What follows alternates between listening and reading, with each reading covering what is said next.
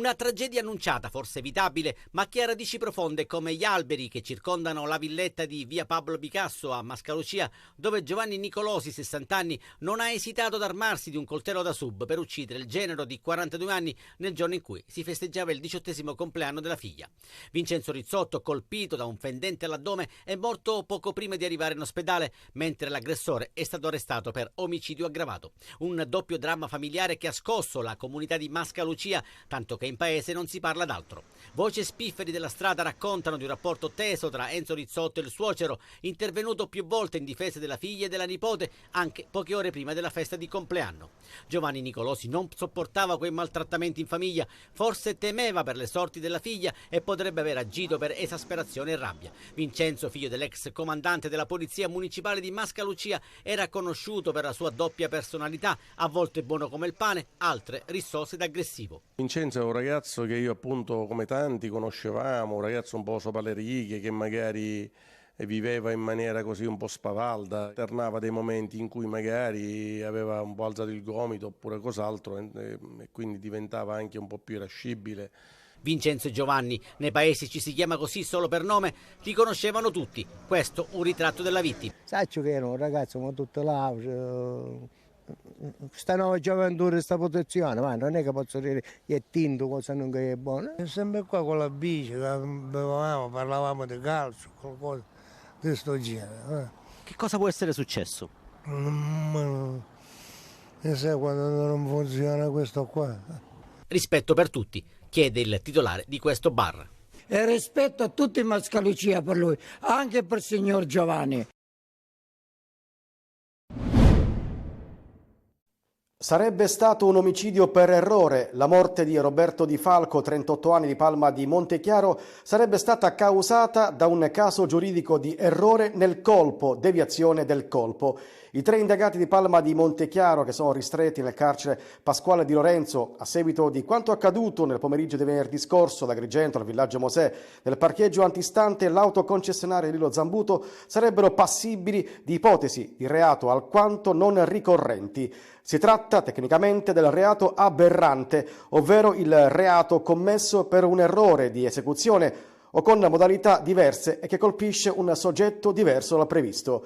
Infatti la vittima, Roberto Di Falco, il fratello Angelo Di Falco, 39 anni, entrambi commercianti di automobili, e i loro 2 amici, Calogero Zarbo, 40 anni, e Domenico Avanzato, 36 anni, sono giunti alla concessionaria Zambuto forse perché animati dal vendicarsi del non essere stati pagati per una compravendita di automobili. I 4 avrebbero aggredito Zambuto e si è scatenata una colluttazione ed il trambusto ha provocato lo sparo di un colpo di pistola che ha ferito gravemente Roberto Di Falco, poi morto appena giunto all'ospedale San Giovanni di Dio ad Agrigento.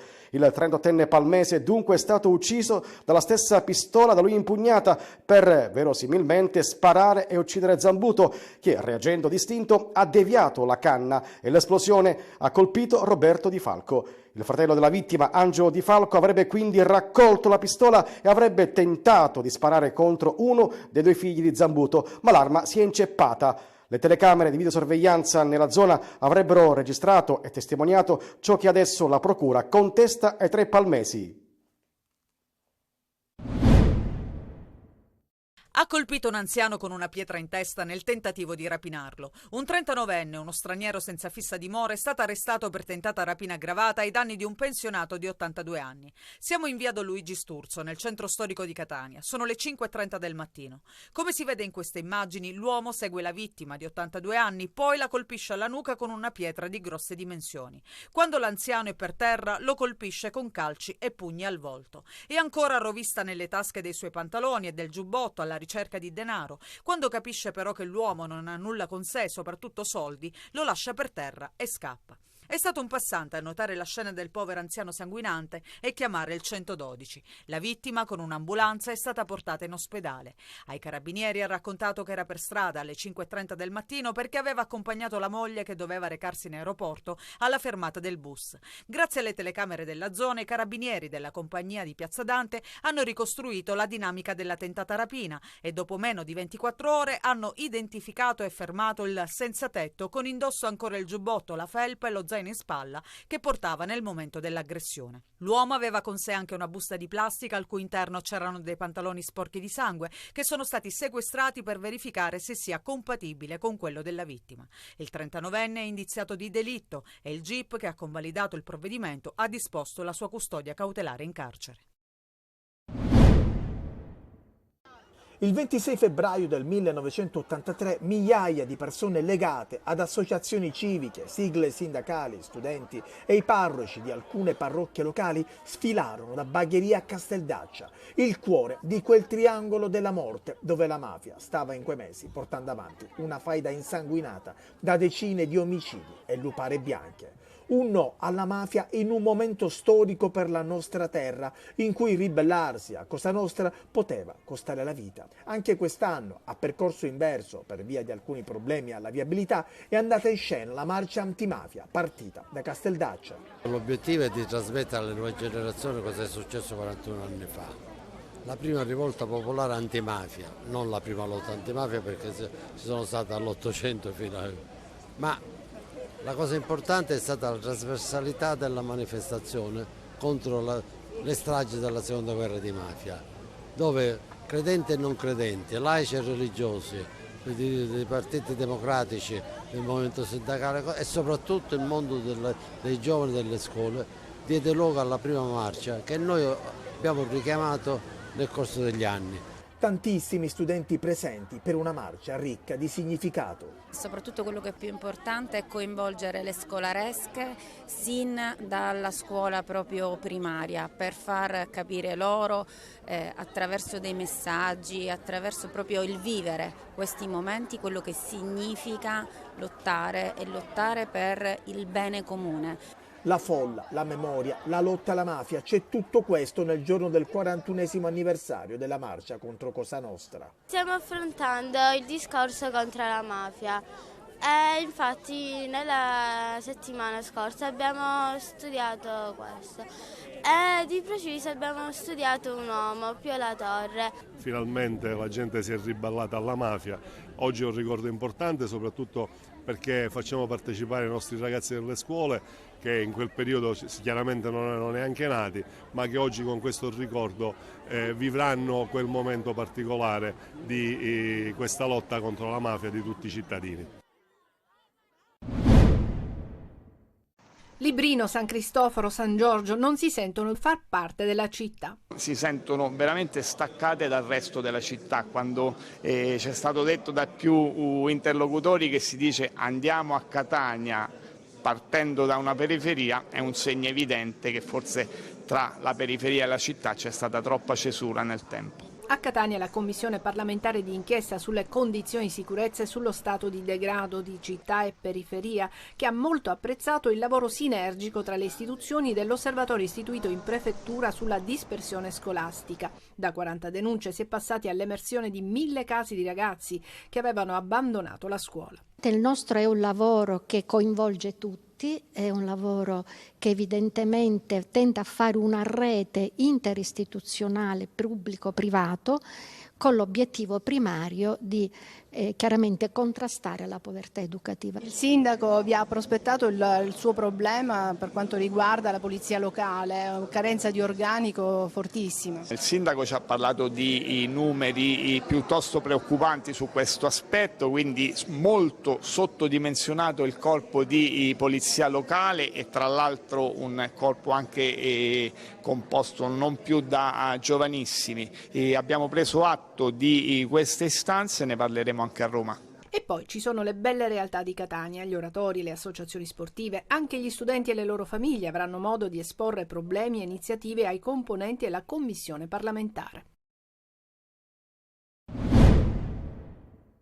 Lavorare nei campi incolti di proprietà della diocesi di Acireale, rinvigorire il settore dell'artigianato, creare opportunità di lavoro. È una carità creativa quella che il vescovo Raspanti con la Caritas diocesana vogliono mettere in atto per dare dignità a chi non sa come sfamare la famiglia, a chi è caduto in mano agli usurai, a chi vive per strada. Con la fine del reddito di cittadinanza sono sempre più numerose le persone che chiedono aiuto. La nostra Caritas vuole proprio incentrare tutto su questo, sulla capacità di ogni persona che ha a sapersi mettere metterli in gioco e a poter lavorare. Già la diocesi ha dei terreni e dunque abbiamo pensato qua come equip, anche Caritas, di poter utilizzare questi terreni in disuso per poter fare dell'agricoltura sostenibile. Dare dignità significa anche saper ascoltare. Hanno bisogno di parlare, hanno bisogno di avere conforto anche di chi sta dall'altra parte del tavolo e noi siamo aperti anche a questo. Persone che vivono sulla strada, che non hanno un posto dove dormire, si presentano qui anche per avere un confronto sulla vita che loro svolgono con quella nostra, perché non si ritrovano più, sono smarriti. Ma non può esserci una sana relazione con gli altri se prima non si fa un lavoro di riflessione su se stessi, dice Monsignor Raspanti, vescovo di Acireale, presidente della CESI.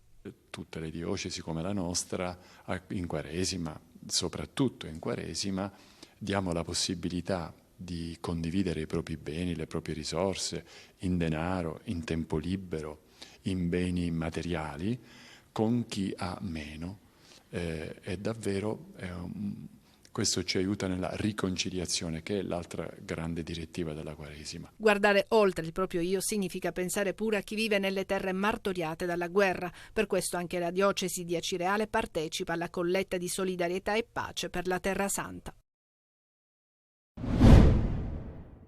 Dietro questa immagine da cartolina, a Montagna si muove. Il suo fianco orientale scivola verso il mare. Gli scienziati registrano uno slittamento di 2-3 centimetri l'anno per l'effetto congiunto di eruzioni e faglie. Questa è una delle tante faglie che partono dal vulcano. Qua siamo a Trecastagni. Guardate, questa linea non è una spaccatura dell'asfalto, è proprio il segno della faglia che vedete qua ha intaccato anche questo marciapiede, ma il segno più evidente lo vediamo su questo muro. Una vera e propria breccia che si allarga nel muro di sostegno di questa villetta ormai abbandonata. L'INGV monitora da anni questo punto con attrezzature e satelliti. Quanto si allarga ogni anno questa frattura?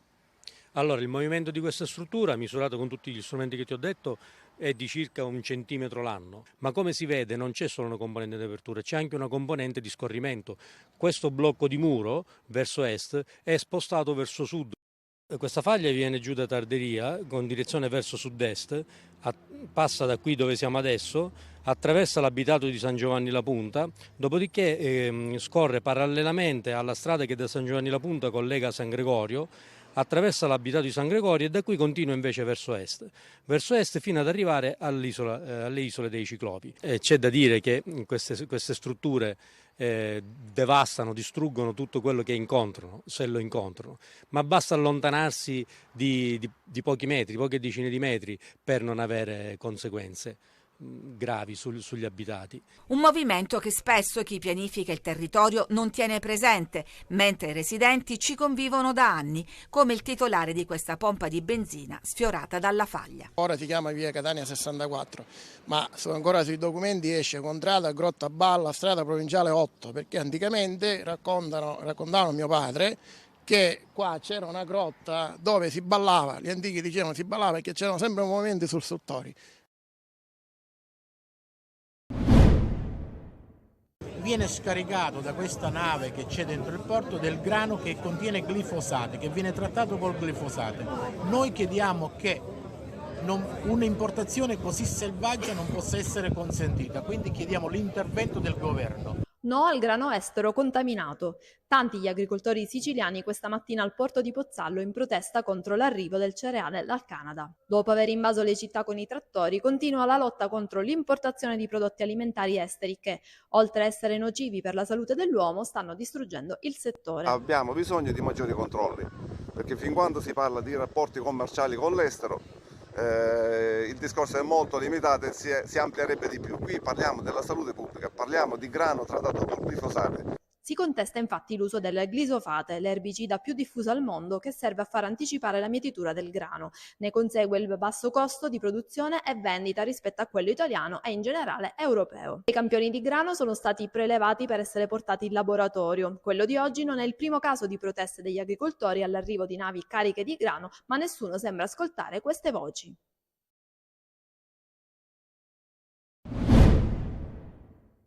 Chi lavora all'ST, alla Tressano, nelle oltre 500 grandi e medie aziende della zona industriale di Catania, quando piove deve attraversare strade trasformate in fiumi per raggiungere il posto di lavoro. Non per niente quest'area si chiama Pantano d'Arci. Gli allagamenti e il degrado sono stati molte volte segnalati. Adesso la Regione ha varato un piano di interventi strutturali. Con i primi 10 milioni sono già stati realizzati oltre 7 km di strade e 800 punti luce. Sarà presto consegnata al Comune di Catania la nuova rete idrica per creare oltre 40 km di condotte. Ma non basta. Il tavolo tecnico chiesto dal sindaco trentino e che si è riunito oggi al Palazzo dell'ESA è servito soprattutto a combattere la burocrazia e a sbloccare altri 10 milioni che la Regione deve al Comune di Catania.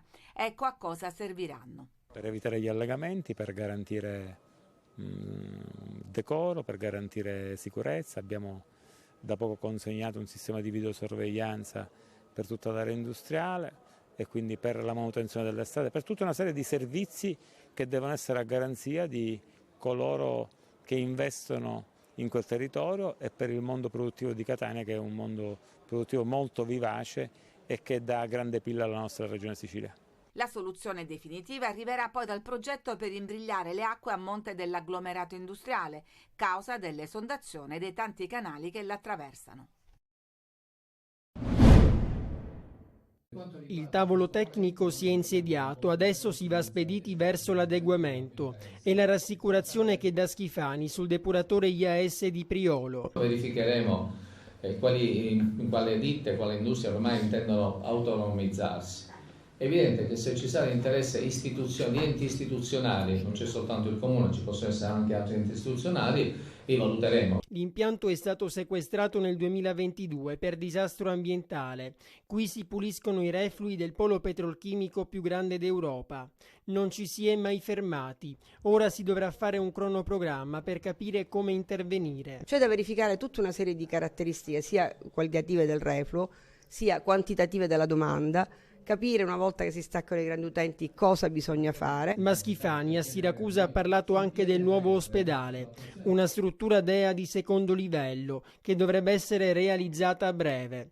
Almeno questa è la rassicurazione. Dal momento della consegna dei lavori, che noi confidiamo possa avvenire entro il 2024, poi entro 5 anni vi sarà la completa attivazione di tutte le strutture complesse che sono all'interno di questo ospedale, che diventa centrale non soltanto per la provincia di Siracusa. Sulla sanità in Sicilia, Schifani ribadisce l'importanza della collaborazione tra pubblico e privato. Poi dice, anche Gela avrà il suo nuovo ospedale. Sarà tutto esaurito al Massimino per il Catania contro il Rimini. Rossazzurri ad un bivio. Lo si sapeva da tempo che la semifinale di Coppa Italia avrebbe rappresentato lo spartiacque della stagione. È diventato ancora più evidente adesso, dopo un avvio di 2024 fatto di delusioni cocenti, se si eccettua la vittoria importante con la Juve Stabia e il roboante successo con il Brindisi di gennaio, che fatte le dovute premesse sul valore dell'avversario sembrava aprire altri scenari per il futuro. Invece sono arrivate altre sconfitte nel costante inseguimento di una continuità che non è mai arrivata. Con Rimini il Catania si gioca la stagione, senza giri di parole. In caso di passaggio del turno arriverebbe la chiave per cominciare i play-off dalla fase nazionale, qualora nell'altra semifinale si qualificasse il Padova. In caso di eliminazione sarebbe un messo ritorno ad un campionato che finora vede i rossazzurri nella seconda metà della classifica, quasi equidistanti fra play-off, abbastanza lontani, e play-out. Nel 2024 gli etnei hanno giocato 10 partite. Solo in 2 occasioni con Brindisi e Juve Stabia appunto hanno segnato 2 gol o più, quelli che servirebbero per passare il turno con Rimini. Negli altri match mai più di un gol e in 6 partite su 10 la squadra di Lucarelli non è nemmeno riuscita a segnare. Bisogna invertire la tendenza nell'unica gara che conta ed ecco perché è importante Di Carmine, da valutare impiego e minutaggio, ma servono i gol, come detto, un'evidenza semplice come il calcio che solo se messa in pratica dai rossazzurri può portare a cambiare una stagione dopo 6 mesi di amarezze. Messina ancora senza vittorie in 6 gare con il Picerno, ma la trasferta del Francoscoglio lascia il segno nella corsa alla vetta della vice capolista, che ha subito la seconda rimonta consecutiva dopo quella con il Benevento. Il punto è più utile ai giallorossi ed è maturato nella classica gara dai 2 volti. Picerno protagonista nel primo tempo, Messina nel secondo, definizione condivisa dal tecnico Giacomo Modica. Diciamo che il primo tempo è stato un po' particolare Hanno fatto un po' di supremazia loro sui gol, secondo me molto evitabili da parte nostra, qualche errore, qualche ingenuità, e hanno fatto meglio loro, ma abbiamo fatto un grandissimo secondo tempo e siccome la partita dura 95 minuti diciamo che sono stati bravi i miei a non mollare niente. La doppietta di Sant'Arcangelo ha evidenziato gli errori di una difesa orfana della coppia centrale titolare Pacciardi-Manetta, con il secondo lasciato in panchina, e Fumagalli decisivo nel limitare il passivo. La ripresa è un'altra storia, il parziale 0-2, il gol annullato a Ragusa, la forza dell'avversario, pioggia e vento non fermano il Messina. Il nono centro dell'ex di giornata Emmausso e un'acrobazia di Zunno hanno consegnato un punto d'oro in classifica verso una salvezza anticipata.